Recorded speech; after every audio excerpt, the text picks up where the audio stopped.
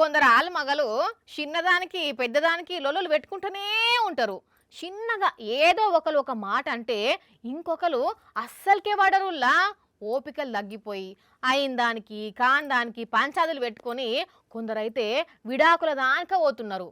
అసొంటోళ్ళు ఇంగో ఈ అవ్వ తాతను చూసి ఎంతో నేర్చుకోవాలి. అబ్బా వీళ్ళని చూస్తందుకు రెండు కళ్ళు జారిపోతలేవుల్లా.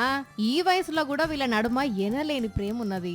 అందుకే ఈ తాత ఈ అవ్వను వీపు మీద ఎత్తుకొని గుడికి తీసుకుపోయిండు. ఈ అవ్వకు కొంతకాలం నుంచి పానం మంచుకుంటలేదట, చక్కగా నడవస్తలేదు కూడా. అయితే నన్ను గుడికి తీసుకుపోవా అని తాతను అడిగితే ఇంగో ఈ తాత అవ్వ కోరిక తీర్చాలని చెప్పి ఇట్లా ఎత్తుకొని పూరి జగన్నాథుని గుడికి తీసుకుపోయి దర్శనం చేయించిండు. దేవుని మీద భక్తి, ఇంటావ మీద తాతకున్న ప్రేమను చూసి అందరూ ఫిదా అయిపోతున్నారులా. వీళ్ళు ఒకటై చాలా ఏండ్లైతున్నది. అయినా కూడా ఒకలంటే ఒకరికి ఎంత ఇష్టమో.